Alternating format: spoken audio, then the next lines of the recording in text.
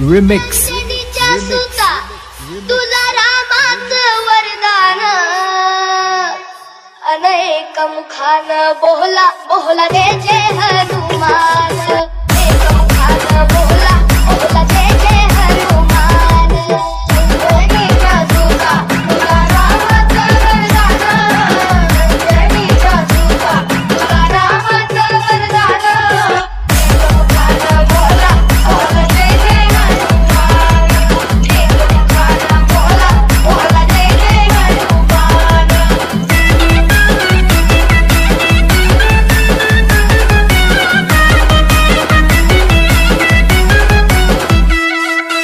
ओमी Ajay remix Divya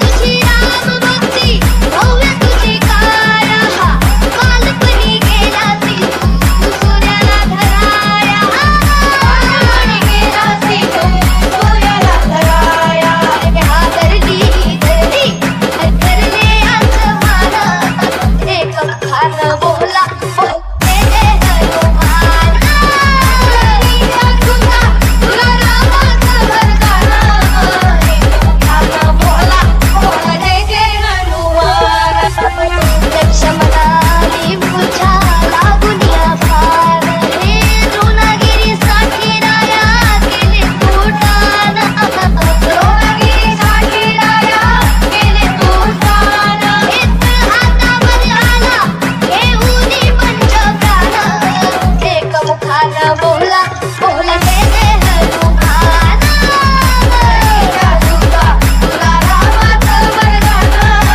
एक मुखान बोला बोला जय जय हनुमान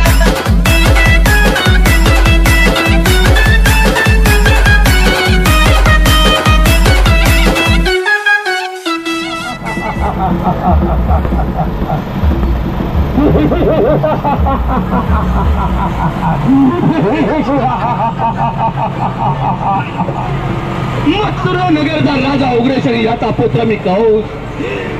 माझे राज्य किती आनंदात चालले आणि का बरे चालणार नाही.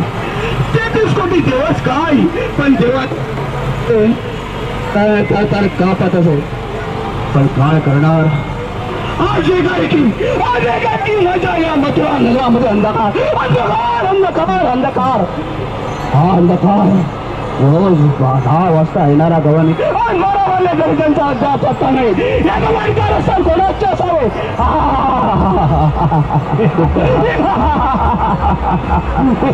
आलेच माझ्या लक्षात नंदाचा काटा कृष्ण कृष्ण कृष्ण कृष्ण कृष्ण म्हणता शरी माझ्या पायाची आग मस्तकात फिरते. अरे काट्या एक एक करून माझे सारे दैत्य मारलेस काय. पण याद राख हा कंस राजा तुला कदापि सोडणार नाही. एक एक करून पुत्र मावशीला पाठवले परंतु 20 दूध पिण्याचा बहाणा करून तिथे 20 वाचन करून तिला यमसात नाश पाठवलेस.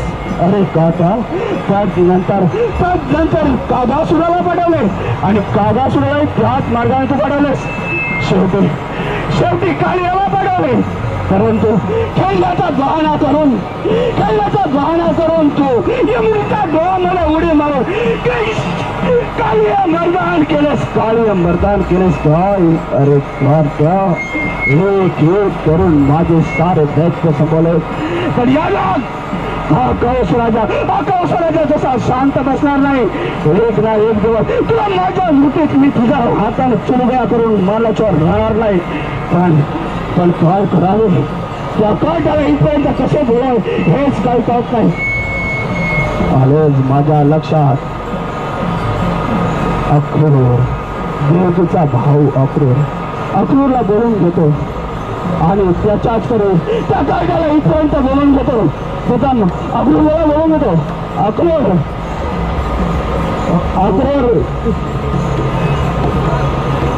महाराज चरणी नाश्ता नमस्कार असो आशीर्वाद आहे.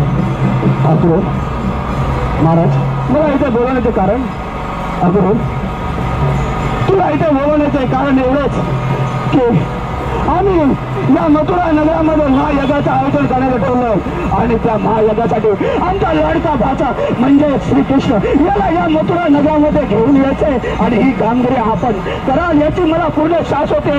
म्हणून मी या कामगिरीवर तुम्हाला पाठवतोय. जा आणि त्या माझ्या लाडक्या भाच्याने या मथुरा नगरामध्ये आमंत्रित करा या महायज्ञासाठी. परंतु महाराज अगोदर परंतु वगैरे काही नाही. काही झालं तरी माझ्या या लाडक्या भाच्या इथपर्यंत आणणं हे तुमचं कर्तव्य आहे आणि तुम्ही ते पार पाडायचंय. जा आणि त्याला ताबडतोब इथे घेऊन या.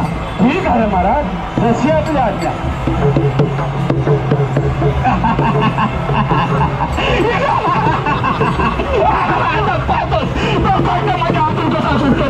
अरे काका बरं माझ्याकडे खेळ खेळलास काय पण आता नाही तुला सोडणार. या कौशल राजूला तुझा मार्गात कसा माझा असतो आडवा कसं जातो तुला याचं कसं जाणार नाही. देवकीचा ताना यशोदेचा ताना देवकीचा ताना यशोदेचा ताना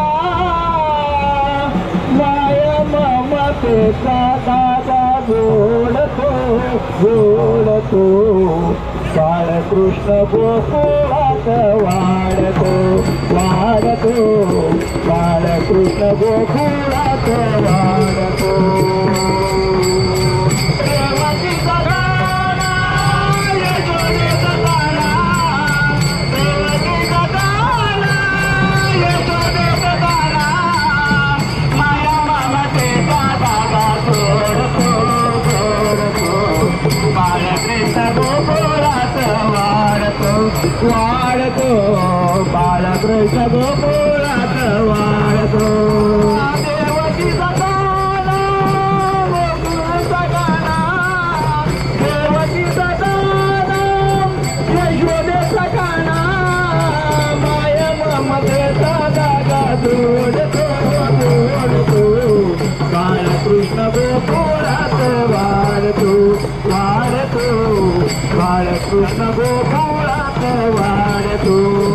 देवकीचा गाणा यशोदेचा ताना देवकीचा ताना यशोदेचा गाणा माया ममतेचा धागा जोडतो जोडतो गोकुळात वाढतो वाढतो बाळकृष्ण गोकुळात